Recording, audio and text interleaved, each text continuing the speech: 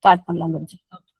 श्रीमान वेंकटनाथार्य कवितार केसरी वेदांताचार्यवर्यो मे सन्निधत्तां सदा कृति लक्ष्मीं क्षीरसमुद्रराजतनयां श्रीरङ्गदामेश्वरीं दासीभूत समस्तदेववनितां लोकैकदीपाङ्कुरां श्रीमन्मन्दकटाक्षलब्धविभव ब्रह्मेन्द्र गंगाधरां त्वां त्रैलोक्यकुटुम्बिनीं सरसिजां वन्दे मुकुन्दप्रियाम्.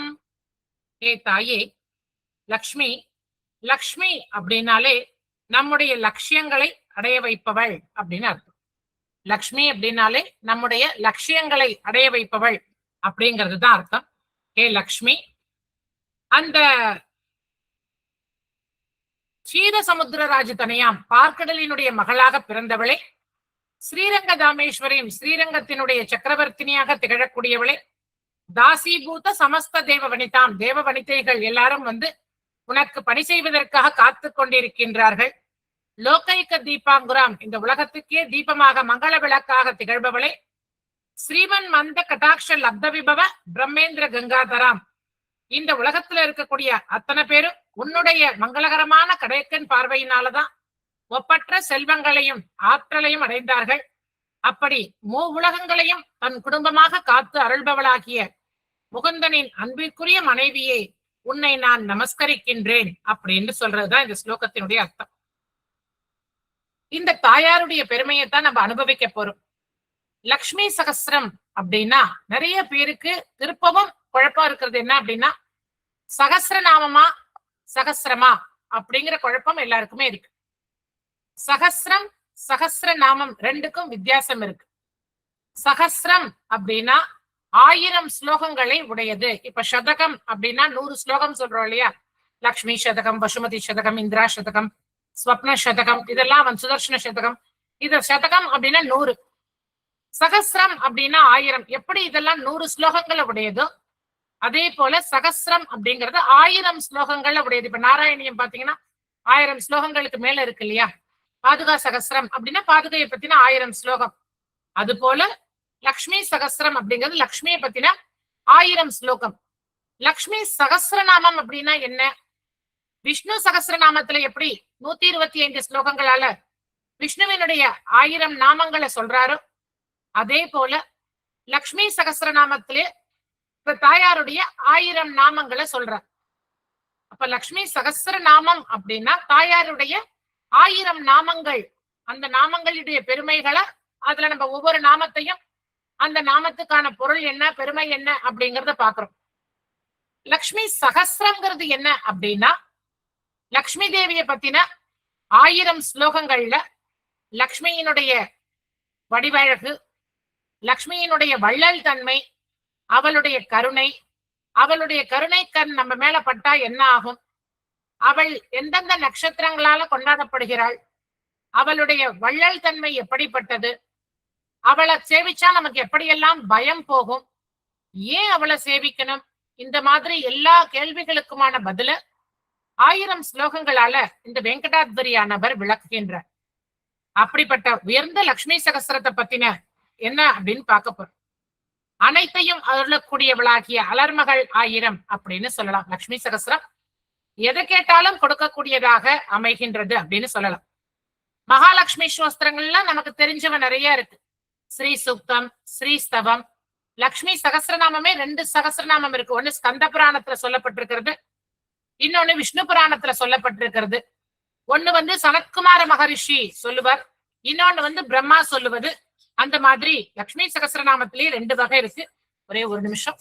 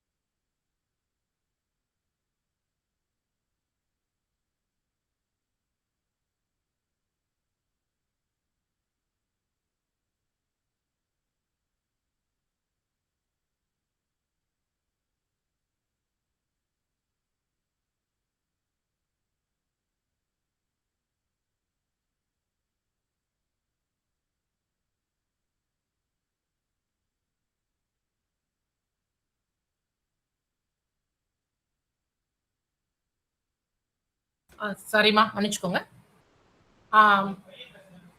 ஸ்ரீ சூக்தம், ஸ்ரீஸ்தவம், லக்ஷ்மி சகஸ்ரநாமங்கள்ல 2 வகை.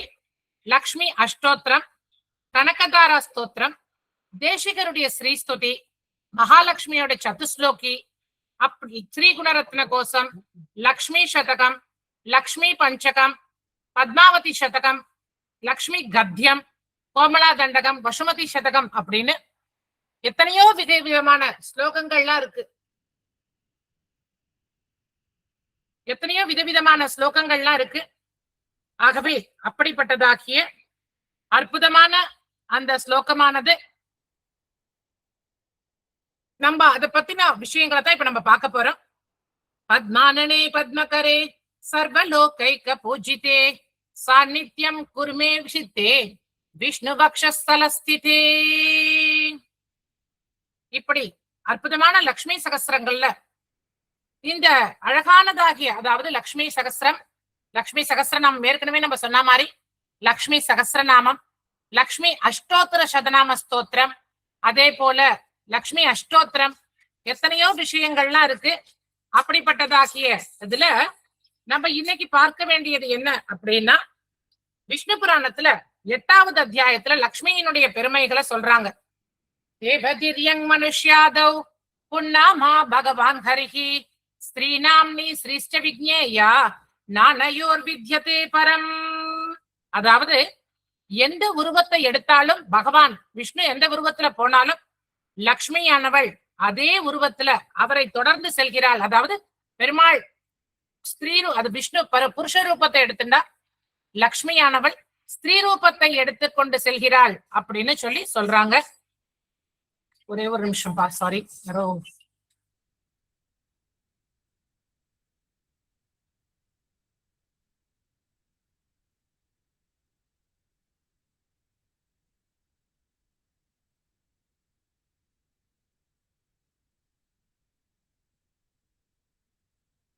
சாரிம்மா, மன்னிச்சுக்கோங்க.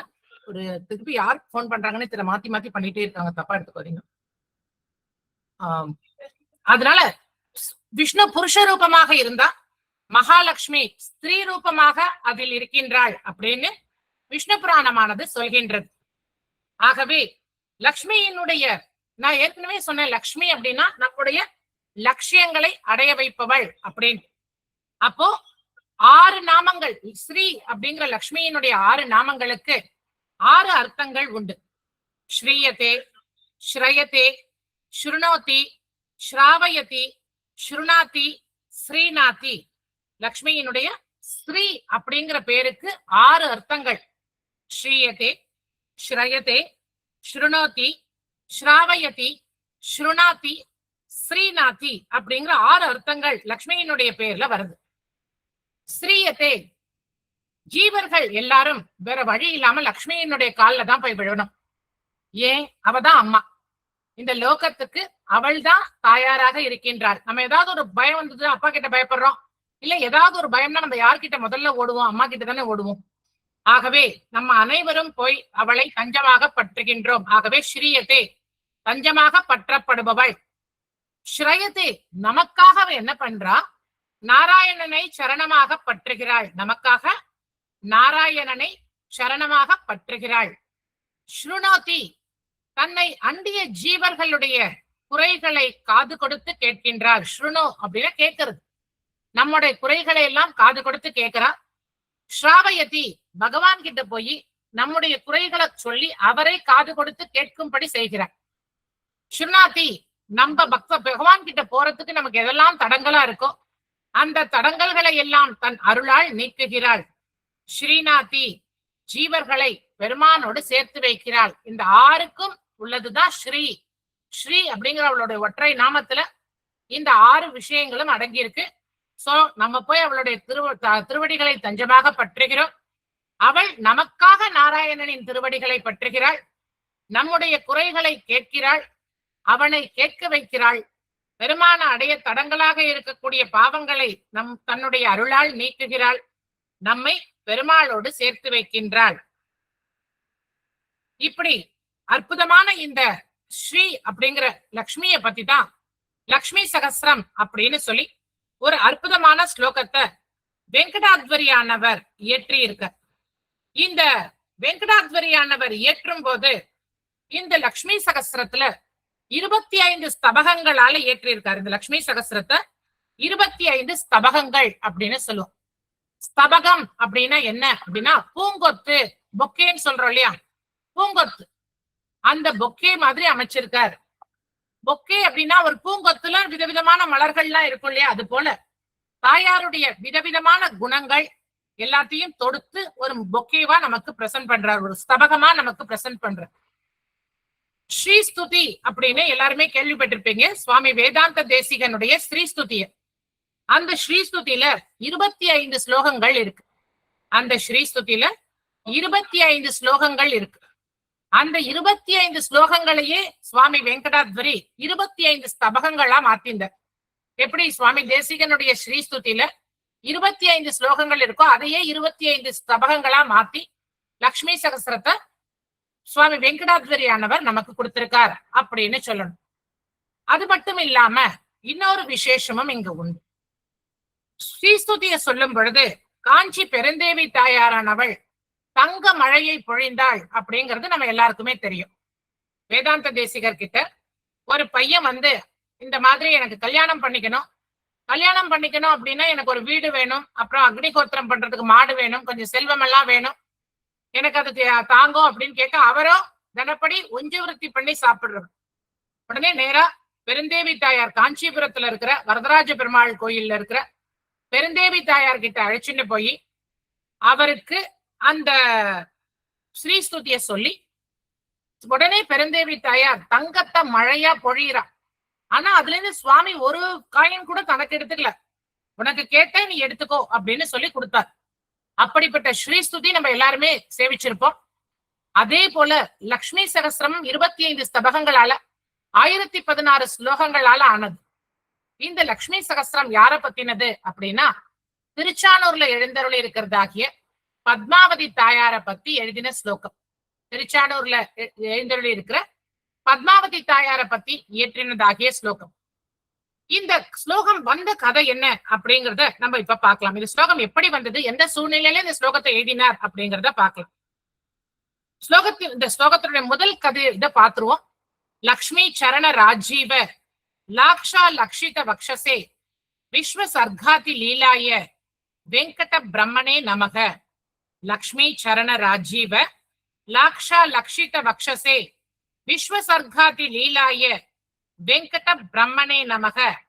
யாருடைய செம்பஞ்சு பூசின திருவடியுடைய அடையாளங்கள் யாருடைய மார்பில இருக்கோ, லக்ஷ்மியினுடைய செம்பஞ்சு பாத குழம்பானது யாருடைய திருமார்பில இருக்கோ அப்படிப்பட்டவர் விஸ்வ சர்காத்திலாய உலகத்தை படைக்கிறதையும் காக்கிறதையும் ஒரு விளையாட்டாக செய்து கொண்டிருக்கக்கூடியவராகிய வெங்கட பிரம்மனே நமக அப்படின்னு சொல்லி கொண்டாரு. நாளைக்கு ஏகாதசி இல்லையா, பெருமானுக்கு மிகவும் உகந்த இடம்.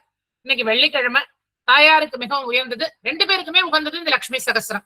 அதை நமக்கு சேவிக்கிற பாக்கியம் இன்னைக்கு நமக்கு கிடைச்சிருக்கு அப்படின்னா அதுவும் தாயாருடைய கருணையால மட்டும்தான் நமக்கு கிடைக்கும், பெருமானுடைய கருணையால மட்டும்தான் கிடைக்கும். ஆகவே தாயாருடைய அற்புதமான திருவடிகளை பிரார்த்தித்துக் கொண்டு இந்த லக்ஷ்மி சகஸ்ரம் நல்லபடியா நிறைவேறணும் அப்படின்னு அவளை பார்த்து கொண்டு லக்ஷ்மி சகஸ்ரம்னா என்ன, இது எந்த விதமான சூழ்நிலையில நம்ம இது பண்ணினார் அப்படிங்கறத நம்ம தெரிஞ்சுக்கலாம். இந்த கதை விஸ்வகுணாதர்ஷ சம்பு அப்படிங்கிற காவியத்துக்கு நடுவுல இருக்கு. எப்படி மகாபாரதத்துக்கு நடுவுல பகவத்கீதை வருதோ அது போல இந்த லக்ஷ்மி சகஸ்ரம் அப்படிங்கிறது விஸ்வகுணாதர்ஷ சம்பு அப்படிங்கிற காவியத்துக்கு நடுவுல வருது இந்த ஸ்லோகம். விஸ்வாவசு கிருஷ்ணனு அப்படிங்கிற 2 கந்தர்வர்கள், விஸ்வாவசு கிருஷ்ணனு அப்படின்னு சொல்லப்படுகின்ற 2 கந்தர்வர்கள், இவங்க 2 பேரும் ஒரு புஷ்பக விமானத்துல ஏறிக்கொண்டு இந்த பாரத தேசத்தை சுத்தி வராங்க. இந்த ஒரு புஷ்பக விமானத்தை ஏறிண்டு பாரத தேசத்துல இருக்கக்கூடிய எல்லா இதையும் சுத்தி வராங்க. அப்படி சுத்தி வரும் பொழுது இந்த விஸ்வாவசு எப்படிப்பட்டவர், எல்லாத்தையுமே பாசிட்டிவா, எல்லாத்தையுமே நல்ல விஷயங்களை மட்டுமே பார்க்கக்கூடியவர். கிருஷ்ணனை எப்படிப்பட்டவர் அப்படின்னா எல்லாத்துலயும் நெகட்டிவான விஷயங்கள், தீவை மட்டும்தான், குறை மட்டும்தான் அவருக்கு கண்ணுல படும். இப்படி இவர்கள் ஒரு க்ஷேத்திரமாக சுத்தி வருகின்றார்கள். விஸ்வாவசுவும் சரி கிருஷ்ணனும் சரி பாரத தேசத்துல இருக்கிற பத்ரிநாத்ல இருந்து ஆரம்பிச்சு துவாரகையில இருந்து அயோத்தியில இருந்து எல்லா கஷேத்திரங்களையும் சுற்றி வருகிறார்கள். அப்படி வரும் பொழுது திருப்பதி மலை மேல இந்த விமானமானது பறக்கின்றது. அப்போ இவர் என்ன சொல்றாரு விஸ்வாவசு, இதோ இந்த திருப்பதி பெருமாள் இருக்கார் இல்லையா, இந்த திருப்பதி பெருமாளானவர் பக்தர்களுக்கு கலியுக வரதன், கண்கண்ட தெய்வம், கேட்கறது எல்லாம் கொடுக்கக்கூடியவர் அப்படின்னு சொல்ற. அதே சமயம் கிருஷ்ணான சொல்றார், கடன் வாங்கி கல்யாணம் பண்ணிட்டார், இன்னமும் பக்தர்களிடத்துல வாங்கி மொட்டை அடிச்சுட்டு இருக்கார் அப்படின்லாம் சொல்லிட்டு சொன்ன மாத்திரத்துல கிருஷ்ணானுவுக்கு கண் பார்வை போயிடுது. பகவானையே இழுத்துரைக்கிறார் இல்லையா, அதனால கண் பார்வையானது கிருஷ்ணானுவுக்கு போயிடுது.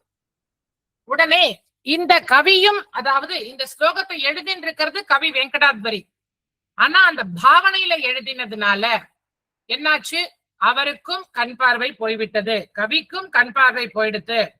கிருஷ்ணானுவுக்கு கண் பார்வை போயிடுதா அப்படிங்கறத விட அந்த கவிஞருக்கும் கண் பார்வை போயிடுது, வெங்கடாத்வரிக்கும் கண் பார்வை போயிடுது.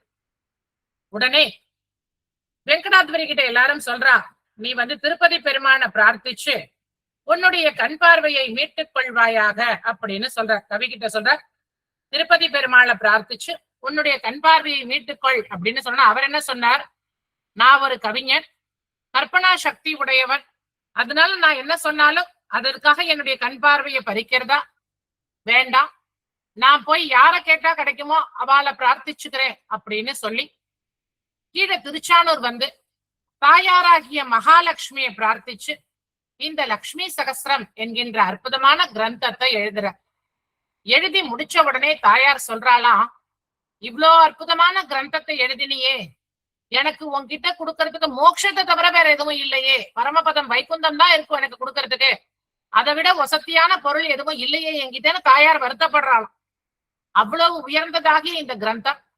உடல் நலம் சரியில்லாதவா, கண் பார்வையில பிரச்சனை இருக்கிறவா, வாழ்க்கையில ரொம்ப வறுமை நிலையில இருக்கிறவா, பணம் காசு இருந்தும் வாழ்க்கையில நிம்மதி இல்லாம இருக்கிறவா, பணம் காசு இருக்கு, எல்லா செல்வமும் இருக்கு, படிப்பு இருக்கு, வேலை இருக்கு, எல்லாம் இருந்தாலும் மனசுல நிம்மதி இல்லை அப்படின்னு வருத்தப்படுறவா, யாரா இருந்தாலும் இந்த லக்ஷ்மி சகஸ்ரத்தை முழு நம்பிக்கையோட பாராயணம் பண்ணி கொண்டு வந்தால் வாழ்க்கையில எல்லா விதமான கஷ்டங்களும் நீங்கும். குழந்தை பாக்கியம் இல்லாதவாளுக்கு குழந்தை பிறக்கும், கல்யாணம் ஆகாதவாளுக்கு கல்யாணம் ஆகும், வாழ்க்கையில ரொம்ப கஷ்டப்படுறவங்க மேல வருவாங்க. இதுக்கு முன்னாடி ஏற்கனவே கற்றுக்கொண்ட 2 பேட்ச்ல இருக்கிறவங்களுக்கு இருக்கிற அனுபவங்கள் நிறைய. அவர்கள் நிறைய பேர் இந்த லக்ஷ்மி சகஸ்ரத்தை கத்துட்டு பக்தியோட பாராயணம் பண்ணி அவர்களுடைய வீட்டுல நடந்த அதிசயங்களை எல்லாம் ஒவ்வொரு முறையும் வகுப்புல சொல்லியிருக்காங்க. அதே போல கோவிலுக்கு போகும்போது தாயார பிரார்த்திச்சுட்டே, தாயார் லக்ஷ்மி சகஸ்ரம் சேவிச்சிருக்கேன், எனக்கு உன்னோட தரிசனம் கிடைக்கணும் அப்படின்னு வேண்டின்னு போனவங்களுக்கு கோயில் சாத்தப்பட்ட நிலையில கூட திடீர்னு ஒரு விஷயம் கதவை திறந்து தரிசனம் கிடைச்சதெல்லாம் பாக்கியம் எல்லாம் அவங்களுக்கு நடந்திருக்கு. எந்த கூட்டத்துல போனாலும் இன்னைக்கு நமக்கு தரிசனம் கிடைக்காதோ அப்படின்னு நின்று இருந்தவங்கெல்லாம் திடீர்னு யாரோ வாங்க உங்களை சேவிக்க வைக்கிறேன்னு சொல்லி அழிச்சுட்டு போய் அவங்களுக்கு தரிசனம் பண்ணி வச்ச பாக்கியத்தையும் நிறைய பேர் நம்மளுடைய வகுப்புலயே அவங்களுடைய அனுபவங்களா பகிர்ந்துன்னு இருக்காங்க. சோ தன் கண் பார்வையை இழந்த தன் கண் பார்வையை மகாலட்சுமி கிட்ட பிரார்த்திச்சு, அதாவது திருச்சானூர்ல இருக்கிற பத்மாவதி தாயாரை பிரார்த்திச்சு தன்னுடைய கண் பார்வையை மீட்டுண்ட. ஆகவே இந்த லக்ஷ்மி சகஸ்ரம் அப்படிப்பட்ட அற்புதமான கிரந்தம். ஒரு காமதேனுவை உங்ககிட்ட கொடுத்து கறந்துக்கோ அப்படின்னு சொல்லி, இத கறக்கிறதுக்கு நான் உனக்கு கூலியும் தரேன் அப்படின்னு சொன்னா அது எப்பேற்பட்ட பாக்கியம்னு யோசிச்சு பாருங்க. காமதேனுவை கறக்கிறதுக்கு சான்ஸ் கிடைக்கவே கிடைக்காது. அப்படிப்பட்ட காமதேனுவை கறந்தாச்சு. அந்த காமதேனு கறந்தா என்ன வேணுமோ நம்ம கறந்துக்கலாம். காமதேனு கிட்ட என்ன கேட்டாலும் அவ கொடுத்துருவா. அவளுக்கு கறக்கிறதுக்கு கூலியும் யாராவது ஒருத்தர் கொடுத்தாங்கன்னா, அது மாதிரி நம்ம நெல்லை சகஸ்ரநாமம் லக்ஷ்மி சகஸ்ரம் அப்படிங்கிற கிரந்தத்தை கத்துக்கிற வாய்ப்பை எல்லாருக்கும் ஏற்படுத்தி கொடுத்திருக்காங்க. இது காமதேனுவை கறக்கிறதுக்கு கூலி கொடுக்குற மாதிரிதான் நமக்கு. ஆகவே எல்லாரும் சேர்ந்தவங்க அத்தனை பேரும் ஸ்ரத்தையா கத்துண்டு 250 பேர் சேர்ந்திருக்கீங்க. ஆனா அந்த அத்தனை பேரும் கடைசி வரைக்கும் இருந்து அதை அழகா முடிச்சுட்டு போகணும். அதுக்கு மகாலட்சுமி நமக்கு அருள் புரியட்டும்னு இந்த ஆடிவள்ளி கிழமையில பிரார்த்திக்கலாம். சோ இந்த லக்ஷ்மி சகஸ்ரத்துல நம்ம 25 ஸ்தபகங்கள் இருக்கு அப்படின்னு பேசினோம். ஒரு ஸ்தபகமும் எதை குறிக்கிறது அப்படிங்கறத ஒரு சின்ன விளக்கத்தோட சொல்றேன். முதல் ஸ்தபகமானது பிராரம்ப ஸ்தபகம், பிரஸ்தாவ ஸ்தபகம் அப்படின்னு சொல்லுவோம். பிராரம்ப ஸ்தபகம் அதாவது மகாலட்சுமி கிட்ட பிரார்த்திக்கிறது, மகாலட்சுமியினுடைய பெருமைகளை முதல்ல நம்ம சொல்லிடுறது. அதுக்கப்புறம் இந்த கிரந்தத்தை எழுத போற அடியனுடைய சிறுமைகள் என்ன அப்படிங்கறத சொல்றது. தாயார்கிட்ட பிரார்த்திக்கிற, தாயே நீ எப்படிப்பட்டவ, நான் எப்படிப்பட்டவன், இந்த கிரந்தத்தை எழுதுறதுக்கு எனக்கு தகுதி இருக்கா அப்படின்னு தாயார்கிட்ட விண்ணப்பிச்சுட்டு, உன்னுடைய அருளால இந்த கிரந்தத்தை நல்லபடியா எழுதி முடிக்கிறதுக்கு எனக்கு அருள் புரி அப்படின்னு தாயார்கிட்ட பரிபூர்ண சரணாகதி அடையிறது. ஒரு விஷயத்தை எழுதுறதுக்கு முன்னாடி அந்த பெருமாளிடத்துல நம்மை பரிபூர்ணமாக ஒப்பித்து விட வேண்டும். அப்பதான் அது நடக்கும். நான் எழுதுறேன் அப்படின்னு சொன்னா முடியவே முடியாது. காட்டவே கண்ட பாதகமலம் அப்படின்னு சொல்லி அமலநாதி பிரான்ல வரும். அதாவது பெருமாள் நமக்கு அதை சங்கல்பம் பண்ணியிருந்தாதான் நமக்கு அது நடக்கும். இல்லாட்டி அது நடக்கவே நடக்காது. தாயார் ஒரு கிரந்தத்தை நமக்கு கத்துக்கிறதுக்கு அனுமதி கொடுக்கறா அப்படின்னா நம்ம மேல அவ வைக்கிற பரிபூர்ண நம்பிக்கை. இந்த குழந்தை இந்த கிரந்தத்தை கத்துண்டு எல்லா துன்பங்கள்ல இருந்து வெளியில வரணும் அப்படின்னு அவ நமக்கு வைக்கிற ஒரு டெஸ்ட், ஒரு நம்பிக்கை. அதை நம்மளும் என்ன பண்ணணும், அந்த தாயார் நமக்கு கொடுத்த வாய்ப்பு இது, இதை ஸ்ரத்தையோட பயன்படுத்திக்கணும் அப்படின்னு சொல்லி நமக்கும் ஒரு வாய்ப்பாக இது அமைகின்றது. அது போல தாயார்கிட்ட கவி பிரார்த்திக்கிறார். தாயே, நீ எப்படிப்பட்டவ?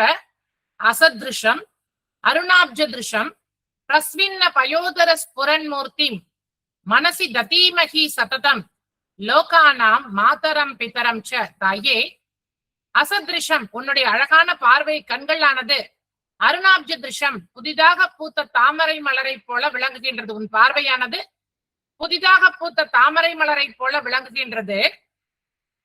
பிரஸ்வின்ன பயோதர ஸ்புரன்மூர்த்தி உன்னுடைய திருமார்போ பால் நிறைந்தவை என இந்த உலகத்துல இருக்கிற எல்லா குழந்தைகளுக்கும் பாலூட்டுவதற்காக பால் நிறைந்த திருமார்பகங்களை வச்சுருக்கு. உன்னை நான் மனதால் வணங்குகிறேன், இந்த உலகத்துக்கே தாயும் தந்தையுமாக திகழ்பவளே அப்படின்னு சொல்லி தாயார பிரார்த்திச்சுக்கிட்டு கவி சொல்றார். தாயே, எனக்கு எதுவுமே தெரியாது. நான் உன்னுடைய பெருமைய எழுதணும்னு ஆசைப்பட்டது எப்படி இருக்கு தெரியுமா? காலே இல்லாத ஒருத்தர் ஒரு சமுத்திரத்தை கிராஸ் பண்ணணும் அப்படின்னு ஆசைப்படுற மாதிரி இருக்கு. காலே இல்லாத ஒருத்தர் ஹனுமானாலேயே முழுக்க தாண்ட முடியாத ஒரு கடலை காலே இல்லாத ஒருத்தர் தாண்டுவதற்கு சமமா இருக்கு. அகத்தியர் ஒரு கையில கடல் ஜலத்தை குடிச்சுட்டார், அவர் மகா யோகி.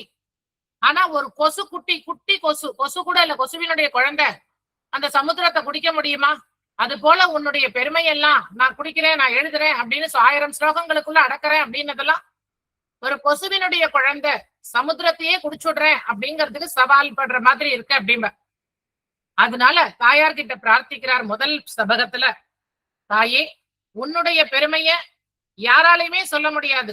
உன் கூடவே இருக்கிற ஆதிசேஷனோ, உன்னுடைய கணவனான பெருமாளோ, உன் மகனான பிரம்மனோ, இல்ல உன் கூட பிறந்தவனாகிய சந்திரனோ, யாராலையும் உன்னுடைய பெருமையை சொல்ல முடியாது. அத நான் சொல்றேங்கிறது எதுக்கு சமானமா இருக்கு அப்படின்னா, ஒரு கடைத்தெருவுல ரத்னங்கள் போட்டு விற்கிறாங்க. மாணிக்கம் ஒரு பக்கம், மரகதம் ஒரு பக்கம், வைரம் ஒரு பக்கம், வைடூரியம் ஒரு பக்கம், முத்து ஒரு பக்கம், பவழம் ஒரு பக்கம்னு குவி குவி வித்துட்டு இருக்கிற இடத்துல குண்டுமணியை கொண்டு போய் வச்சுட்டு நான் வித்தா எப்படி இருக்குமோ அதுக்கு சமானமானதா இருக்கு அப்படின்னு சொல்றாரு. ஆனா இந்த குண்டுமணியில என்ன விசேஷம் அப்படின்னா, அந்த காலத்துல தங்கமெல்லாம் வாங்கும் போது நம்ம என்ன பண்ணுவோம், ஒரு பக்கம் தங்கத்தை வச்சுட்டு இன்னொரு பக்கம் இந்த குண்டுமணியை வச்சுதான் எடை போடுவாங்க. 6 குண்டுமணி அளவு, 7 குண்டுமணி அளவுன்னு எடை போடுவாங்க. ஆகவே அந்த மாதிரி எடை போட்டுக்கலாமே, உன்னுடையது உயர்ந்தது இருந்தாலும் எடை போடுறதுக்கு யூஸ் பண்ற எடைக்கல் மாதிரி என்னுடையதும் இருக்கட்டுமே அப்படின்னு சொல்லிட்டு லக்ஷ்மி சகஸ்ரத்தினுடைய பெருமையை கடைசியில எப்படி சொல்றார். தாயே, இந்த லக்ஷ்மி சகஸ்ரம் ஆனது உன்னுடைய திருக்கரங்கள்ல மலர்கின்ற தாமரையை போல சதா உனக்கு முன்னே இருந்து ஒளிபெறட்டும் அப்படின்னு பிரார்த்திக்கிறார். அவ்வளவு உயர்ந்ததா தாயாருடைய திருக்கரங்கள்ல இருக்கிற 1000 இதழ்களை கொண்ட தாமரை போல இந்த 1000 ஸ்லோகங்களை உடைய லக்ஷ்மி சகஸ்ரமும் சதா மலர்ந்து மனம் வீசும் அப்படின்னு சொல்லிதான் இந்த ஸ்லோகத்தை ஆரம்பிக்கிறேன். சோ முதல் ஸ்தபகமானது தாயாருடைய பெருமையை எழுத போறேன் அப்படின்னு சொல்லி கவியானவர் பிரார்த்தித்து கொண்டு பெருமானுடைய திருமார்பில் விளங்கக்கூடியவளாகிய மகாலட்சுமிய, அந்த திருமார்பில் அவள் விளங்குவதாலேயே பரபிரம்மம் அப்படின்னு பெயர் பெற்றவராகிய பகவானுடைய சிறப்பை சொல்லி இந்த ஸ்லோகத்தை ஆரம்பிக்கிறார். 2வது ஸ்தபகமாக பிராதுர்பாவ ஸ்தபகம், அதுதான் 2வது ஸ்தபகம்.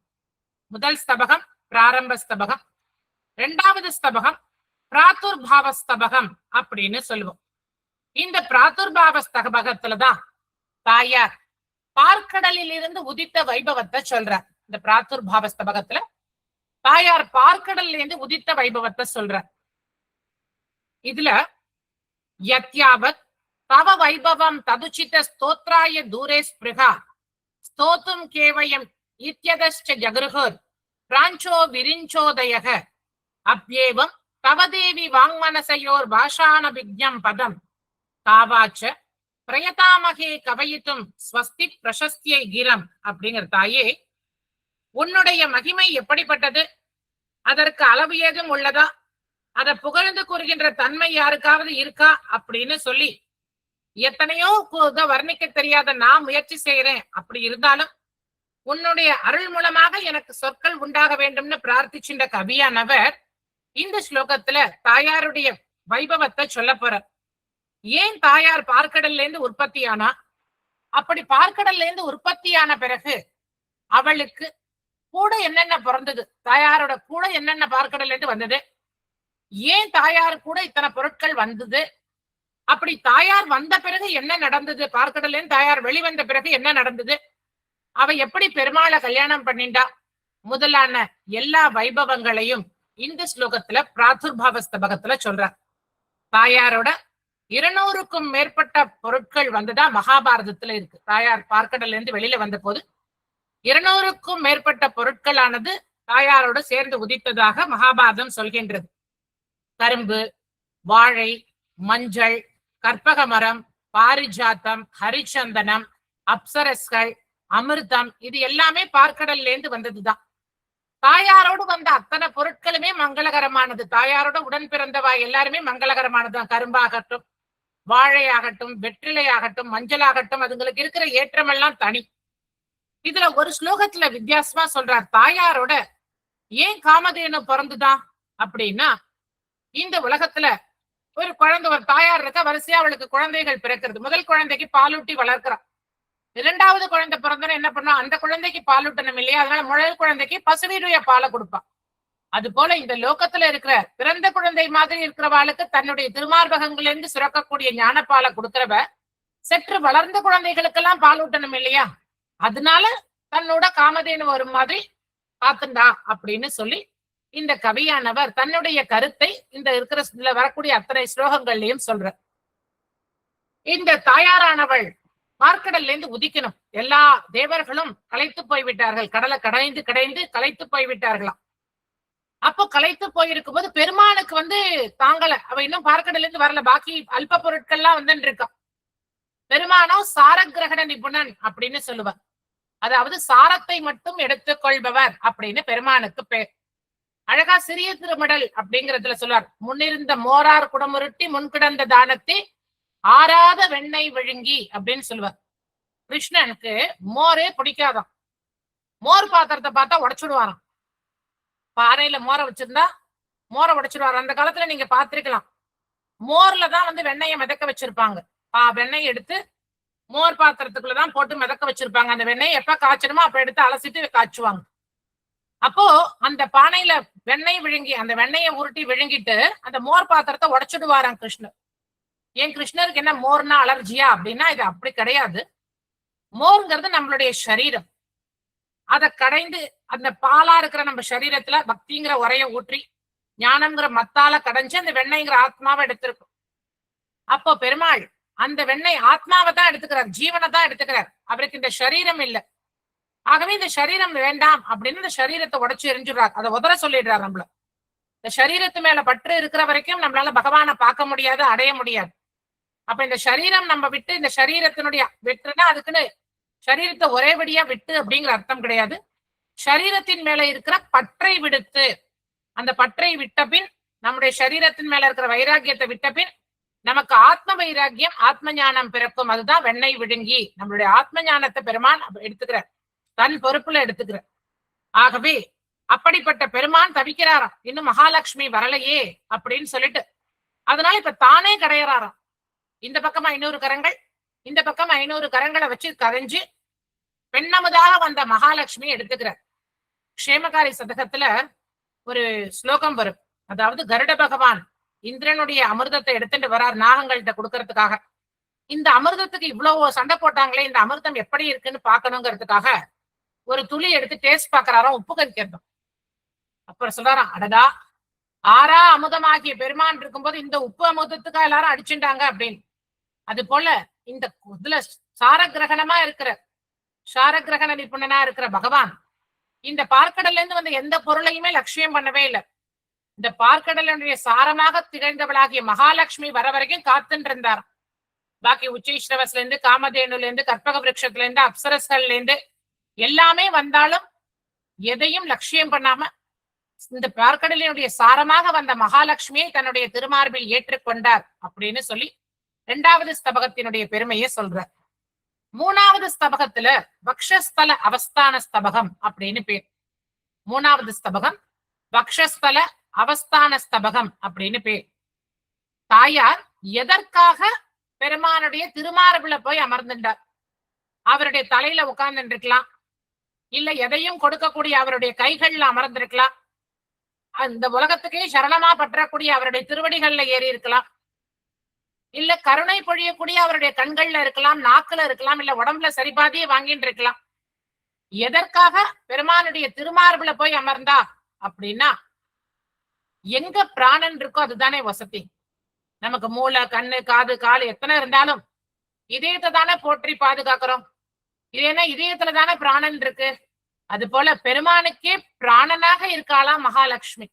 அதனாலதான் அவளுக்கு அந்த உயர்ந்த இடத்தை பெருமானானவர் தருகின்றார். ஆகவே பெருமான் தனக்கு பிராணனாக திகழ்பவள் அப்படிங்கிறத இந்த உலகத்திற்கு காட்டுவதற்காகத்தான் மகாலட்சுமியை தன்னுடைய திருமார்பில் அமர வைத்துக் கொண்டார் அப்படின்னு தாயாருடைய பெருமைய அந்த வக்ஷஸ்தல அவஸ்தான ஸ்தபகத்துல 26 ஸ்லோகங்களால விளக்குகிறார். அடுத்ததா காருண்ய ஸ்தபகம். மகாலட்சுமியினுடைய கருணை அப்படிங்கிற வைபவத்தை சொல்லக்கூடியதாக அமைகின்றது. மகாலட்சுமியினுடைய கருணை எப்படிப்பட்டது அப்படின்னு சொல்லக்கூடியதாக அமைகின்றது. தாயே, உன்னுடைய கருணை எப்படிப்பட்டது அப்படின்னா உனக்கு பிரயோஜனம் இல்லாத கருணை அப்படின்னு சொல்லிட்டார். தாயாருடைய கருணையை பத்தி சொல்லும் போது உனக்கு பிரயோஜனம் இல்லாத கருணை தாயே அது அப்படின்னு சொல்ற. என்ன ஆச்சரியம், கருணையால யாருக்காவது பிரயோஜனம் இல்லாம போயிடுமா அப்படின்னா தாயாருக்கு பிரயோஜனம் இல்லை அப்படிங்கிற. இதுக்கு உதாரணமா ராமாயணத்துல இருந்து ஒரு கதையை சொல்ற. நீ காக்காசுரனுக்கெல்லாம் இரக்கம் பார்த்த, உன்னையே குத்தி புண்படுத்தினவனாகிய காக்காசுரனுக்கெல்லாம் இரக்கம் பார்த்தியே.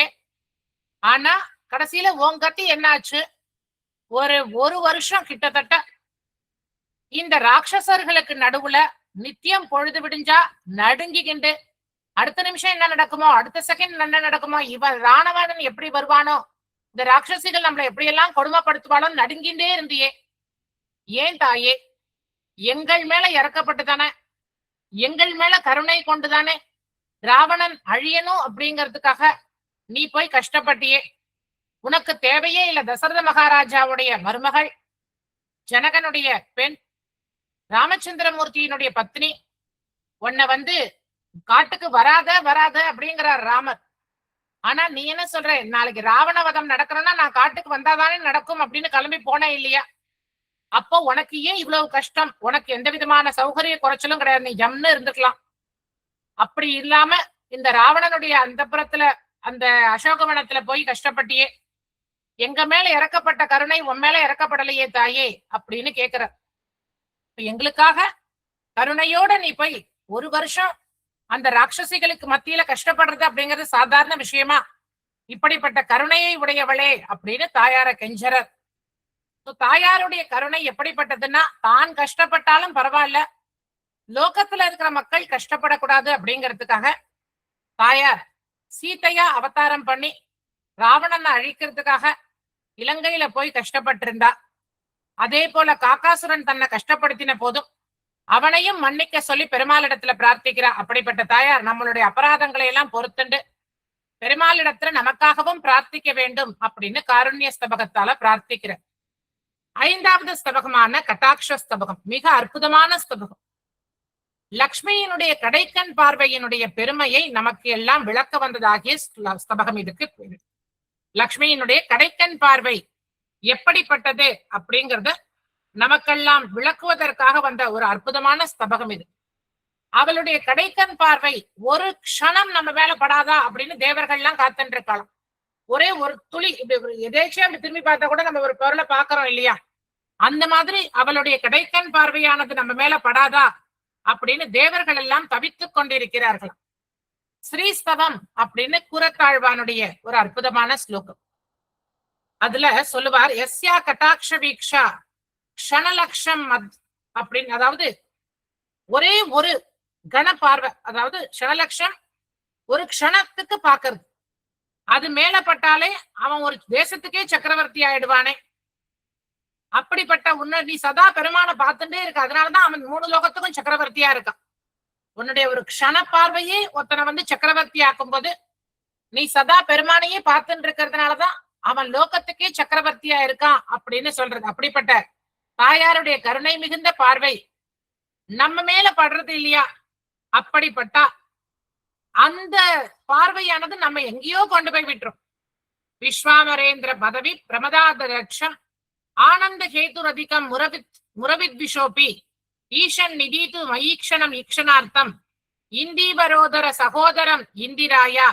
கனகதாரா ஸ்தோத்திரத்துல சொல்ற, தாயே உன்னுடைய பார்வை விளையாட்டா ஒருத்தர் மேல பட்டாலும் இந்த விண்ணுலக வாழ்வை பெற்று அவன் இந்திரனுக்கு சமமாக இருக்கான்.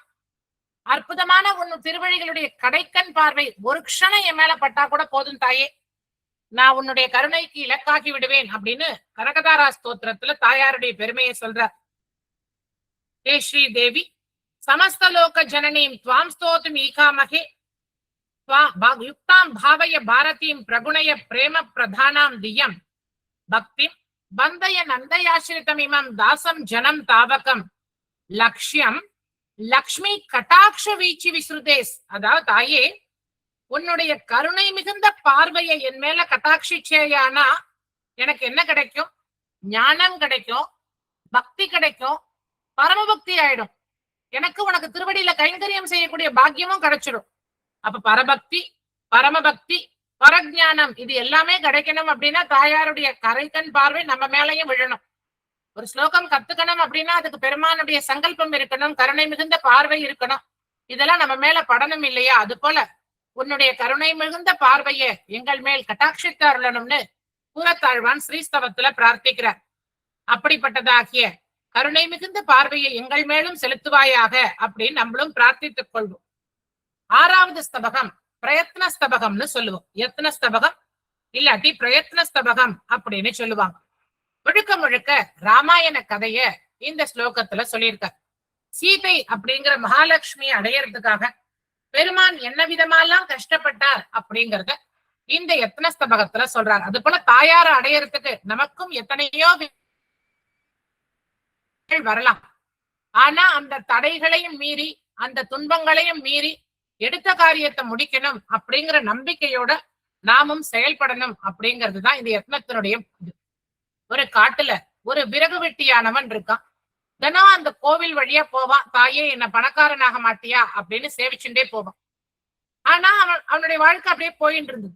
ஒரு நாள் அந்த காட்டுல இருக்கிற ஒரு தேவதை, நான் உன்னை பணக்காரன் ஆக்குறேன், நீ அந்த கோயில்ல இருக்கிற தாயார வழிபடுறதுக்கு பதிலா என்னை வழிபடுவாயான்னு கேட்டோன்னே இவனுக்கு பணம் காசு ஆசை இல்லையா? சரின்னு சொல்லிட்டான். என்ன வேணும் உனக்கு அப்படின்னு கேட்க அவன் திரும்பி பார்க்கறான். தான் வண்டியில அன்னைக்கு விளைந்த மாம்பழங்களை சந்தைக்கு வைக்க எடுத்துட்டு போறான்.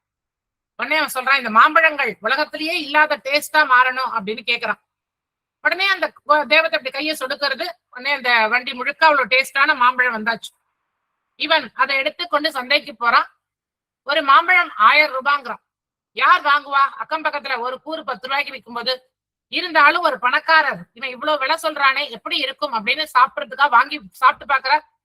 அவரால் அந்த ஆசையை அடக்கவே முடியல. 10 பழம் 10,000 ரூபாய்க்கு வாங்கிட்டு உடனே அக்கம் பக்கத்துல இருக்கிறவங்க எல்லாம் அடித்து கொண்டு எல்லா பழமும் கிட்டத்தட்ட 1,00,000 ரூபாய்க்கு மேல அவனுக்கு வியாபாரமாகி ரொம்ப சந்தோஷமா அந்த பணத்தை மடியில கட்டிக்கிட்டு வீட்டுக்கு வரான். வரும் பொழுது வழியில ஒரு திருட அவனை அடிச்சு போட்டு அந்த பணத்தை புடிங்கன்னு போயிட்டான். வலியும் வேதனையுமா வீட்டுக்கு வந்தான். அடுத்த நாள் காத்தால இவன் மறுபடியும் போகும் பொழுது அதே தேவதை வருது. இந்த மாதிரி பணம் கிடைச்சுதா அப்படின்னு சொல்லி இந்த மாதிரி நடந்ததெல்லாம் சொல்லணும். சரி போனா போறது, உன் வண்டி முழுக்க நான் தங்கமா நிரப்பிடுறேன், இனிமே அதை வச்சாவது குழைச்சுக்கோன்னு சொல்றது. இவன் வண்டி முழுக்க தங்கத்தை சந்தோஷமா ஓட்டிட்டு வரான். பார்த்தா அதே திருடன் வந்து அந்த தங்கத்தையும் பிடிங்கின்னு போயிட்டான். இவனுக்கு கோபமான கோபம், ஏன்னா 2 நாளும் அடி வாங்கிட்டான். 3வது நாள் அந்த தேவதை வந்தோடனே, நான் மாட்டுக்கும் தேமேன்னு இருந்தேன், நீ வந்து என்னை இப்படி அடி வாங்க வச்சுட்டேன்னா அந்த தேவதைக்கு கோபம் வந்து, இன்னைக்கு யார் முகத்துல நீ முதல்ல முழிக்கிறியோ அவன் ரத்தம் கக்கி சாவான் அப்படின்னு சொல்லி சாபம் கொடுத்துட்டு மறைஞ்சு போச்சு. இந்த வேக வெட்டிக்கு என்ன பண்றதுன்னே தெரியல. நம்ம மாட்டுக்கு இருந்தோமே, என்ன பண்ணிடுறது, இப்படி ஒரு துன்பம் நமக்கு நேர்ந்துடுச்சுன்ற கவலையோட கோவிலுக்கு வந்து அழறான். ஏன்னா இப்ப யார் முகத்துல முடிச்சாலும் அவர்கள் ரத்தம் கக்கி இறங்கினா இவனுக்கு தான் கெட்ட பேரு. வீட்டுக்கு போனோம்னா ஒய்ஃப் தான் முழிக்க போறா. பயந்து போய் உட்கார்ந்துட்டே இருக்கான். இருட்டி போச்சு, பாதிராத்திரி ஆயிடுச்சு. இதுக்கு மேல கோவில்ல உட்கார்ந்து இருக்க முடியாதேன்ட்டு அழுது கொண்டே வீட்டிற்கு வரான். வந்து கதவை திறக்க போறான். பார்த்தா அந்த கதவை திறந்தோடனே இவனுக்கே ஒரே அதிர்ச்சி. என்னன்னா அந்த திருடன் உட்கார்ந்துருக்கான் அந்த வீட்டுல. இன்னைக்கு என்ன கொண்டு வந்திருக்க, அதனாலதான் உன் வீட்லயே நான் வெயிட் பண்ணிட்டு இருக்கேன் அப்படின்னு திருடன் சொல்லி இவன் முகத்தை உத்து பார்த்த அடுத்த கணம் அவன் ரத்தம் கக்கி இறந்து போயிட்டான். பார்த்தா அவனுடைய மனைவியை வந்து கட்டி போட்டு அவன் வாயில துணியை அடைச்சு வச்சிருக்கான். ஏன்னா இவன் ஏதோ கொண்டு வர போறான், அதை எடுத்து நம்ம போலாம் அப்படின்னு அந்த திருடன் காத்துட்டு இருக்கான். இவன் முகத்தை உத்து பார்த்த அடுத்த கணம் அந்த திருடன் செத்து போன உடனே இவன் கடகடனா அந்த திருடனை எடுத்து ஒரு தடியால அடிச்சு கட்டி போட்டுட்டு ராஜாக்கு தகவல் சொல்லி, ராஜா இந்த மாதிரி இந்த திருடன் எங்க வீட்டுக்கு வந்தான், காப்பாத்திக்கிறதுக்காக நான் அடிச்சேன் அப்படின்னா அந்த திருடனை பிடிச்சு கொடுத்தா 10 லட்சம் ரூபாய் பரிசு தரேன் அப்படின்னு ராஜா அனௌன்ஸ் பண்ணியிருந்த. அந்த 10 லட்சமும் அவனுக்கே கிடைச்சிருந்தப்ப தாயாருடைய கருணை அப்படிங்கிறது என்னன்னா, நமக்கு எப்ப தேவைப்படுவோமோ அப்ப அவ செய்வா. எப்ப பாரு கிடைக்கிறதுன்னு மற்ற தேவதாந்திரங்களை தேடிட்டு போகும் பொழுது நமக்கு அதனோடு சேர்ந்து துன்பங்களும் வந்து விடுகிறது. ஆனா தாயாரோட அருளால கிடைக்கக்கூடிய செல்வமானது நமக்கு எப்போதுமே நிலைத்து நிற்கும் மங்களத்தை மட்டுமே தரும் அப்படிங்கிறத 7வது ஸ்தபகமான மங்கள ஸ்தபகமானது நமக்கு விளக்குகின்றது. 7வது ஸ்தபகத்துல மங்களகரமான தாயாருடைய கருணையால நமக்கு கிடைக்கக்கூடிய நன்மைகள் என்ன, அவளுடைய மங்களகரமான பார்வைப்பட்டா நாமும் அவளை போலவே பொன்னிறமாக மாறிவிடுவோம், அதாவது நம்மளும் வைகுந்தத்துல இடம்பெறுவோம் அப்படிங்கறத அழகான ஸ்லோகங்களால மங்கள ஸ்தபகத்துல விளக்கியிருக்க. இந்த லக்ஷ்மி சகஸ்ரத்திலேயே மிகப்பெரிய ஸ்தபகமாக இருக்கிறது சௌந்தரிய ஸ்தபகம் தான். 236 ஸ்லோகங்களை கொண்டது. தாயாருடைய அங்கம், பிரத்யங்கம், உபாங்கம், அவளுடைய கைகள், கை விரல்கள், நகங்கள், அதாவது அங்கம், பிரத்யங்கம், உபாங்கம், அது போல ஒவ்வொன்னையும் தலைமுடியில சூடி இருக்கிற அந்த பூக்கள், அதே போல அவளுடைய பின்னல் அழகு, அவள் வகுட்டு அழகு, அவள் நெற்றியில இருக்கிற சிந்தூரத்து அழகு, அவளுடைய முன்னெற்றி முடி அழகுன்னு ஒவ்வொன்னையும் அவ்வளவு தத்ரூபமாக வர்ணித்து இறுதியில பாதார விந்தங்களை நமஸ்கரித்து இந்த சௌந்தரிய ஸ்தபகத்துல தாயாருடைய முழு அழகையும் அற்புதமாக வர்ணிச்சிருப்ப. அடுத்ததா 9வது ஸ்தபகமான ஸ்ருங்கார ஸ்தபகம். திருமலையில பெருமாளும் தாயாரும் எப்படி சந்தோஷமாக எழுந்தருளியிருந்து அவர்களுடைய லீலா விளையாட்டுக்களை விளையாடி அதன் மூலமாக நம்மையும் சந்தோஷப்படுத்துகிறார்கள் அப்படிங்கறது விளக்குவதுதான் ஸ்ருங்கார ஸ்தபகம். அடுத்ததா 10வது ஸ்தபகமாக ஐஸ்வர்ய ஸ்தபகம். ஐஸ்வர்யம் அப்படின்னா செல்வம் மாத்திரம் இல்ல, ஈஸ்வரத்தன்மை அப்படிங்கிறது, எல்லாவற்றையும் நடத்தி காட்டக்கூடியதாகிய ஈஸ்வரத்தன்மை அப்படிங்கிறது. இந்த ஈஸ்வரத்தன்மை எப்படி அப்படின்னா ஸ்ரீ அப்படிங்கிற வார்த்தையிலேயே எல்லாம் அடங்கி விடுகின்றது அப்படின்னா. ஸ்ரீ அப்படின்னா நம்ம சொன்னா இல்லையா, ஸ்ரயதி, ஸ்ராவயதி, சிருணாதி அப்படின்னு அவளுடைய பெருமை எல்லாம் சொன்னோம் இல்லையா. தாயே, இந்த உலகத்துல இருக்கக்கூடிய அழகு, செல்வம், நற்குணம் எல்லாமே உன்னாலதான் நடக்கிறது, உன்னுடைய சம்பந்தம் இருந்தாதான் கிடைக்கும், உன்னை தவிர வேற எதுவும் இல்லை அப்படின்னு கூறத்தாழ்வானாரவர் ஸ்ரீஸ்தவத்துல கொண்டாடுற. ஆகவே அப்படிப்பட்ட தாயே, எப்பொழுதும் ஸ்ரீஸ்பதையாக இருக்கிற பகவானோடு சேர்ந்து இருக்கக்கூடிய விஷ்ணு பத்னியே, எங்களுக்கு பக்தி ஞானம் அனைத்தையும் ரட்சிப்பாயாக அப்படின்னு கேட்டு இந்த ஈஸ்வரத்துவத்தை விளக்கக்கூடியதாக ஐஸ்வர்ய ஸ்தபகத்தை சொல்ற. 11 ஸ்தபகம் சாந்தி ஸ்தபகம்னு சொல்லுவோம். சாந்தி அப்படின்னா க்ஷமா, பொறுமையினர். எப்படி பூமி தேவியானவள் நம்ம அவளை வெட்டினாலும் மிதித்தாலும் கோபப்படாம நமக்கு அருள்கின்றாளோ, அது போல மகாலட்சுமி தாயாரும் நம்ம அவளை துன்புறுத்தினாலும் நம்ம அவ்வளோ அபராதங்களை பண்ணினாலும் அதையெல்லாம் பொறுத்து கொண்டு கருணையோடு நமக்கு அருள் புரியக்கூடிய தன்மையை விளக்குவதுதான் க்ஷமா அப்படின்னு சொல்லப்படுகின்ற சாந்தி ஸ்தபம். 12வது ஸ்தபகமானது உற்சவ ஸ்தபகம்.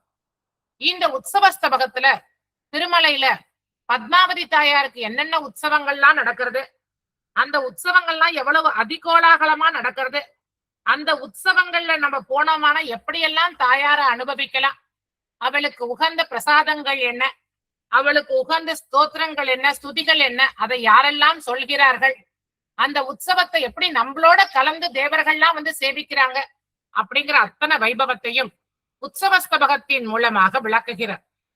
அடுத்ததா ஔதாரிய ஸ்தபகம். இந்த ஔதாரிய ஸ்தபகத்துல தாயாருடைய வள்ளல் தன்மையை விளக்குகிறார். எப்படி கனகதாரா ஸ்தோத்திரம் சொன்ன உடனே தங்க நெல்லிக்காயாக ஆதிசங்கரருக்கு தாயார் மகாலட்சுமி அருளி செய்தாரோ, அதுபோல தாயாருடைய ஔதாரியம் எப்படி ஒரு நதியானது வரும் பொழுது வேகமா பள்ளத்துல இருக்கிறத நோக்கி பாயறதோ, ஒரு அருவியானது எப்படி மேலேந்து வரும் பொழுது மேட்டு நிலத்தை நோக்கி ஓடாம பள்ளத்தை நோக்கி ஓடுறதோ, அது போல தேவை இருக்கக்கூடிய நம்மை போன்ற சேத்தனர்களுக்கு தாயார் எப்படி தன்னுடைய வள்ளல் தன்மையால் அனைத்தையும் வருளுகின்றாள் அப்படிங்கிறது. இதுக்கு உதாரணமா ஒரு ஸ்லோகம் சொல்றார். தாயே, நீ உதார குணம் உடையவள்ங்கிறதுல எங்களுக்கு எந்த ஆச்சரியமும் கிடையாது. ஆனா நீ எங்க இருக்கியோ அங்க கஞ்சத்தனமே இருக்காது. நீ எங்க இருக்கியோ அங்க கஞ்சத்தனமே இருக்காது. இப்ப தாயார்கிட்ட எனக்கு அவசரமா ஒரு 50,000 தேவைப்படுறது அப்படின்னு போறோம். ஆனா தாயார் என்ன பண்றாளாம், நமக்கு 50 லட்சமா கொடுத்து விடுறாங்க. 50,000க்கு மேல 50 லட்சம் வச்சுக்கோ அப்படின்னு கொடுத்து விடுறாளாம். ஆனா நம்ம என்ன பண்ணுவோமா, நமக்கு பக்கத்துல இருக்கிறவர் பாக்குறாரு, இல்ல என்னுடைய பையனுக்கு ஆபரேஷன் பண்ண வேண்டியிருக்கு, 10 லட்சம் இருந்தா நன்னா இருக்கும்னு கேட்க வந்திருக்கேன் அப்படின்னு சொன்ன உடனே என்ன பண்ணுவோமா, எனக்கு இவ்வளவு தேவையில்லை, இந்தாங்கோ எனக்கு 50,000 தான் கேட்டு வந்தேன், ஆனா தாயார் எனக்கு 50 லட்சம் கொடுத்துட்டா, பரவாயில்ல இந்தாங்க நீங்க 25 லட்சம் வச்சுக்கோங்க, போய் உங்க பையனோட ஆபரேஷனை பாருங்க அப்படின்னு சொல்லிடுவோமா. அந்த 25 லட்சத்தை வாங்கிக்கிறவர் தனக்கு பின்னாடி இருக்கிறவர் யாருன்னு பாக்குறார். அவர் சொல்றாரு, என் பெண்ணுக்கு கல்யாணம் வச்சிருக்கேன், அவசரமா ஒரு 5 லட்சம் தேவைப்படுறது, தாயார பிரார்த்திக்கிறதுக்காக வந்திருக்கேன், கவலைப்படாதீங்க, என்கிட்ட 25 லட்சம், நான் 10 தான் கேட்டேன், 25 கொடுத்துட்டா, இந்தாங்க மீதி 15 லட்சத்தை வச்சு உங்க பொண்ணுடைய கல்யாணத்தை கவனிங்க. இப்படி அடுத்ததா கடைசி வரைக்கும் முதல்ல யார் தாயாருடைய கையால வாங்கினாலோ அவளே கடைசியில இருக்கிறவா வரைக்கும் அத்தனை பேருடைய தேவைகளையும் நிறைவேற்றிடுவாராம். அப்படிப்பட்ட ஔதாரிய குணம் என கஞ்சத்தனமே இல்லாம பண்ணிடுவா, அத்தனை புருஷார்த்தங்களையும் வழங்கக்கூடியவள் அப்படிங்கிறது. அடுத்ததா யமக ஸ்தபகம். யமகம் அப்படிங்கிறது இலக்கண பூர்வமான ஸ்தபகம். இதுல சிலேடை அணி, தற்குறிப்பேற்ற அணி அப்படின்னா நம்ம தமிழ்ல படிச்சிருக்கோம் இல்லையா, அது போல விதவிதமான வார்த்தை அலங்காரங்களால தாயாருடைய பெருமையை வர்ணிக்கும். 15வது ஸ்தபகமா நக்ஷத்திரமாலா ஸ்தபகம். 27 நட்சத்திரங்களையும் அழகாக ஸ்லோகங்களாக தொடுத்து தாயாருக்கு ஒரு அற்புதமான மாலையாக அனுபவிக்கக்கூடிய வைபவத்தை தான் நட்சத்திர மாலையாக நம்ம படிப்போம். அடுத்ததா விசித்திர ஸ்தபகம். தாயாருடைய விசித்திரமான குணங்கள், சேரவே சேராத குணங்களை கூட அவ சேர்த்துருவாளாம். இப்ப நெருப்பு சூடுதான், ஆனா அவளோட இருந்தா நெருப்பு குளிர்ந்து போயிடும். அது போல சேராத குணங்களை எல்லாம் சேர்க்கக்கூடிய விசித்திரமான தன்மையை உடையவளாக இருக்கக்கூடிய தாயாருடைய தன்மையை பத்தி சொல்றதுதான் விசித்திர ஸ்தபகம். 17வது ஸ்தபகம் மிக விசேஷமானது. நமக்கெல்லாம் திருச்சானூர்ல சேவிக்கிற பாக்கியமே கிடைச்சது. தாயாருடைய நாம வைபவம், அவளுடைய அத்தனை நாமங்களுக்கும் எத்தனை ஏற்றம் அப்படிங்கறத கொண்டாடக்கூடியது. ஸ்ரீதேவி அமிர்தோத்பூதா கமலாச்சந்திர சோபனா விஷ்ணு பத்னி வைஷ்ணவீச்ச வராரோகாஞ்ச ஷார்கினி ஹரிப்ரியா தேவதேவி மகாலட்சுமி ச சுந்தரி அப்படிங்கிறது தாயாருடைய துவாதச நாம ஸ்தோத்திரம். தாயாருடைய நாமத்தை யார் ஒருத்தர் தினம் சொல்றாளோ அவங்களுக்கு பிரேரித்தே ஜென்ம சக்கரே, பிறப்பு இறப்பு அப்படின்ற இந்த சக்கரமானது விடுபட்டு போயிடும். தாயாருடைய நாமம் நம்மளுடைய நாக்குல சுழண்டதுன்னா நம்மளுடைய ஜென்ம சக்கரம் சுழல்றது நின்று போயிடும். அதாவது நமக்கு மறுபடியும் பிறப்பு என்பதே கிடையாது, வைகுந்தத்துல போய் இருக்கலாம் அப்படிங்கிற பெருமைய நாம வைபவத்தால சொல்றார். அது மட்டும் இல்லாம நமக்கு ரொம்ப கஷ்டப்பட்டு எனக்கு இவ்வளவு பேரு ஒப்பளியப்பா அப்படின்னு அவ்வளவு நீட்டமாவோ, அபர்யாப்தாமிருதா வெங்கடாஜலபதி அப்படின்லாம் அவ்வளவு பெரிய பெரிய பேர்லாம் நீங்க சொல்ல வேண்டாம். ரமா, ஹேமா, பூமா அப்படின்னு சொல்லக்கூடாதா? அந்த 2 வார்த்தை சொல்லக்கூடாதா? வேண்டாம். ஸ்ரீ அப்படின்னு ஒரே வார்த்தையை சொல்லி நான் உனக்கு அருள்றேன் அப்படின்னு சொல்லி தன்னுடைய நாமத்தின் பெருமையை தாயார் சொல்றா. 18வது ஸ்தபகமாக தாயாருடைய தாமரை பூவினுடைய பெருமை, எதனால தாயார் தாமரையை சூஸ் பண்ணினா அப்படிங்கிற பெருமையை சத்ம வைபவத்தால சொல்றா. 19வது ஸ்தபகம் அபீதி ஸ்தபகம்.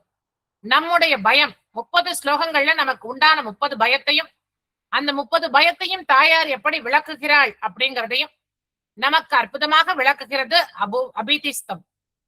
20வது ஸ்தபகம் பரிசங்கியா ஸ்தபகத்துல ஏன் தாயார மட்டுமே நம்ம சேவிக்கணும், எதற்காக தாயார சேவிக்கணும், தாயார சேவிக்கிறதுனால நமக்கு என்ன நன்மை, மற்றவர்களை சேவிக்கிறதுனால நமக்கு என்ன தீமை அப்படிங்கிறது. இப்ப சொன்னேன் இல்லையா, அந்த வனதேவத்தை கதை சொன்னேன் இல்லையா, மற்ற தேவதைகள்லாம் தங்களுக்கு ஏதாவது ஒரு பலன் கிடைக்குமா அப்படின்னு பார்த்துட்டு, இப்ப இந்திரன் இருக்கான், பூஜை பண்ணின வரைக்கும் அவர்களுக்கு அருள் பண்ணினா, ஒரே ஒரு வருஷம் பூஜை பண்ணலன்னா கோவிச்சுன்னு அந்த இடத்தையே அழிக்க வந்துட்டான். இத்தனை வருஷமா பூஜை பண்ணின வாழாச்சே, ஏதோ ஒரு வருஷம் அந்த பூஜை மிஸ் ஆயிருக்கு, பரவாயில்ல நம்ம கொஞ்சம் வெயிட் பண்ணுவோம்லாம் தோணலையே. அதே போல மற்ற தேவதாந்திரங்கள்லாம் உதாரணமா நவகிரகங்களே எடுத்துக்கலாம். இந்த வருஷம் சனி நமக்கு உச்சத்துல இருப்பார். அடுத்த வருஷம் நீச்சபாவத்துக்கு போகும்போது போன வருஷம் ஃபுல்லா அள்ளி கொடுத்தோமே, நம்ம பரம பக்தன் தானே, நமக்கு சனிக்கிழமை தவறாம விளக்கு போட்டானே, எள்ளு விளக்கு ஏத்தினானே, எள்ளு சாதம் பண்ணி நைவேத்தியம் பண்ணானே, அவனை ஏதாவது பண்ண வேண்டாமா அப்படின்லாம் பண்ண மாட்டார். நீச்சபாவத்துக்கு வந்தாச்சா நான் கஷ்டப்படுத்தத்தான் செய்வேன் அப்படின்பா. ஆகவே அவர்கள் அத்தனை பேருடைய இதையும் போக்கி அந்த பயத்தெல்லாம் போக்கி நமக்கு நன்மை அளிக்கக்கூடியவளாக, நம்முடைய பயத்தை போக்குபவளாக, இந்த தேவதாந்திரங்களிலிருந்து நம்மை காப்பவளாக தாயாரானவள் திகழறது தான் 20வது ஸ்தபகமான பரிசங்கியா ஸ்தபகம். 21வது ஸ்தபகமான தசாவதார ஸ்தபகம். தசாவதாரத்துல தாயார் எப்படி பெருமாளோட ஒவ்வொரு அவதாரத்திலும் மத்ஸ்யாவதாரமா இருக்கட்டும், கூர்மாவதாரமா இருக்கட்டும், வரப்போகின்ற கல்கி அவதாரமா இருக்கட்டும், அத்தனையிலையும் தாயார் எப்படி தன்னை பெருமானோடு ஈடுபடுத்தி கொண்டு நம்மை ரட்சிக்க வருகின்றாள் அப்படிங்கிறத அழகாக 36 ஸ்லோகங்களால விளக்குவார். அதுவும் இல்லாம இந்த கலிகாலத்துல தாயார் நம்ம எப்படியெல்லாம் ரட்சிக்கிறா அப்படிங்கிறதும் வரும். 22வது ஸ்தபகம் சித்திரஸ்தபகம்னு சொல்லப்படுகின்ற இலக்கண ஸ்தபகம். விதவிதமான அழகழகான வார்த்தை ஜாலங்களால தாயாருடைய பெருமையை விளக்குறது. 23வது 24, 25 சங்கீர்ண ஸ்தபகம், நிர்வேத ஸ்தபகம், சரணாகதி ஸ்தபகம். சங்கீர்ணம் அப்படின்னா அழகழகான ஓமைகளால, இதுவரைக்கும் நம்ம கற்பனையே பண்ணி பார்க்காத ஓமைகளால தாயார வர்ணிக்கிறதும், அதே போல நிர்வேதம்னா என்னுடைய கையாலாகாத தனத்தை பெருமாள்கிட்ட சொல்லி தாயார்கிட்ட சொல்லி நான் இப்படியெல்லாம் இருக்கேன், நீதான் என்னை கடைபிடித்து காப்பாத்தணும், அந்த பொறுப்பை நான் உன்கிட்ட ஒப்படைச்சுட்டேன் அப்படின்னு சொல்லி கடைசியாக தாயாருடைய திருவடிய சரணாகதி பண்ற சரணாகதி ஸ்தபகம், பலஸ்தபகம் அப்படின்னு சொல்லுவோம். எதற்காக தாயார பற்றணும், எதற்காக அவளுடைய திருவடியை பற்றணும்? ஏ தாயே, உன்னுடைய திருவடியை நாங்க ஏன் பற்றுகிறோம் அப்படின்னா, இங்க எல்லாருமே பகவானிடத்துல குழந்தைகள் தான். பகவான் எல்லாருக்கும் மோட்சத்தை தரத்துக்கு காத்துன்னு இருக்கார். ஆனா நம்முடைய பாவம் அதுக்கு எவ்வளவு தடையா இருக்கு. ஒரு பிச்சைக்காரர் இருக்கார், தினம் கோவிலுக்கு போயிட்டு வர. தாயார் சொல்றா, ரொம்ப பாவம், ரொம்ப வறுமையில இருக்கார், நான் அவருக்கு 100 பவுன் கொடுக்கறதா தீர்மானம் பண்ணிட்டேன் அப்படிங்கிற. பெருமாளும் சரி கொடு, ஆனா அவருடைய கர்மா அவருக்கு இந்த ஜென்மத்துல பிச்சைக்காரனா தான் இருக்கணும்னு இருக்கு, இருந்தாலும் நீயே ஆசைப்படுறதுனால பண்ணு அப்படிங்கிற. உடனே தாயார் அந்த 100 பவுனை மூட்டை கட்டி அந்த தெருவுல போட்டு வைக்கிறா. இவர் நடந்து போயிட்டே இருக்கும்போது எதிர்த்துல கண்ணில்லாத ஒருத்தர் தடவிண்டே வரார். இவர் உடனே பாக்குற, ஐயோ கண்ணு இல்லாம வாழறது ரொம்ப கஷ்டமா, நம்மளும் பாப்போமே அப்படின்னு அந்த இடம் வந்தோடனே கண்ணை மூடிட்டு தாண்டி போயிட்டாராம். அப்பதான் பெருமாள் சிரிச்சாராம், அந்த நீயே பணம் போட்டாலும் அவனுக்கு எது தடையா இருக்கு, அவனுடைய கர்மா. ஆகவே அந்த கர்மாவை போக்கணும் அப்படின்னா நம்ம யார்கிட்ட பரிபூர்ணமா சரணாகதி பண்ணணும்னா தாயார்கிட்ட தான். என்னுடைய பாவத்தை போக்குவாயாக, பகவானை அடைவதற்கு தடையாக இருக்கிற பாபத்தை போக்குவாயாக அப்படின்னு குரு கிட்டையும் ஆச்சாரியன் கிட்டையும் தாயார்கிட்டையும் பரிபூர்ணமா நம்மளை ஒப்படைச்சோமானா, அதுக்கப்புறம் அந்த தஞ்சமானதை வச்சுட்டு அவ நம்மளை காப்பாத்தி மோட்சத்தையும் அளித்து விடுகின்றாள். ஆகவே தாயே, என்னுடைய பாபத்தை போக்கி அவனுடைய திருவடி தாமரைகளில் சேர்த்து வைப்பாயாகன்னு தாயார்கிட்ட பிரார்த்திக்கிற. இறுதியாகத்தான் ஏற்கனவே நான் சொன்ன மாதிரி இந்த மனதை கவரக்கூடியதும், காப்பிய குற்றங்கள் இல்லாததும், சொற்சுவை பொருட்சுவை அணியழகு எல்லாம் உடையதுமாகிய இந்த லக்ஷ்மி சகஸ்திரத்தை யார் ஒருத்தர் சேவிக்கிறாளோ அப்போ அவருடைய படுக்கையாக இருக்கக்கூடியவரும் பதஞ்சலியா இந்த உலகத்துல அவதரிச்சவருமாகிய 1000 தலையுடைய ஆதிசேஷனானவன் தன்னுடைய தலையை மகிழ்ந்து போய் ஆட்டணுமா. பெருமாள் அப்படி ஆதிசேஷன் ஆட்டுவாராம். ஆஹா, என்ன ஒரு அற்புதமான கிரந்தம் இந்த லக்ஷ்மி சகஸ்திரம், எவ்வளவு விஷயங்கள் இதுல இருக்குன்னு ஆதிசேஷன் தன்னுடைய 1000 தலையையும் வேகமா ஆட்டுவாராம். அப்படி ஆட்டும் போது என்னாகும், காத்து ஜில்லுன்னு வீசும். அப்படி காத்து ஜில்லுன்னு வீசினோட அது யாருக்கு எதமா இருக்கும், பெருமானுக்கு எதமா இருக்குமா. உடனே மகிழ்ந்தவனாகிய நாராயணன் நமக்கு என்ன கொடுத்துருவார், மோட்ச சாம்ராஜ்யத்தை கொடுத்துருவாராம். ஆஹா, லக்ஷ்மி சகஸ்திரத்தை நம்ம சொன்னோம்னா யார் மகிழ்ந்து போய் தலையாட்டுவாராம், ஆதிசேஷன் தலையாட்டுவாராம். ஆதிசேஷன் தலையாட்டின உடனே அவருடைய அந்த தலையில வேகமா ஆடுறதுனால அதுல இருந்து ஏற்படுகின்ற ஜில்லுங்கிற காத்தானது பெருமானுடைய வாட்டத்தை போக்கி நமக்கு அதனால பெருமாள் மனமகிழ்ந்து நமக்கு மோட்சத்தையே கொடுத்து விடுவார் அப்படின்னா இந்த லக்ஷ்மி சகஸ்திரத்தினுடைய பெருமையை நம்ம உணர்ந்து கொள்ளலாம். ஆகவே அப்படிப்பட்ட அற்புதமான கிரந்தமாகிய இந்த லக்ஷ்மி சகஸ்திரத்தை எல்லாரும் ஸ்ரத்தையோட கத்துக்கணும் அப்படின்னு பிரார்த்திச்சுட்டு எனக்கு இந்த வாய்ப்பை கொடுத்த நெல்லை சகஸ்நாம மண்டலிக்கும் சிதம்பரம் சாருக்கும், தனுஷ்கோடி சாருக்கும் மற்றும் அனைவருக்கும் இங்க கூடியிருந்து இதை கேட்ட அத்தனை பேருக்கும் பல்லாண்டு கூறி அடியேன் விடைபெறுகிறேன். கவிதார்க்கிக சிம்ஹாய கல்யாண குணசாலினே ஸ்ரீமதே வெங்கடேஷாய வேதாந்த குரவே நமக. ஸ்ரீமதே நிகமாந்த மகாதேசிகாய நமக. ரெக்கார்டிங் ஆஃப் பண்ணிருங்க.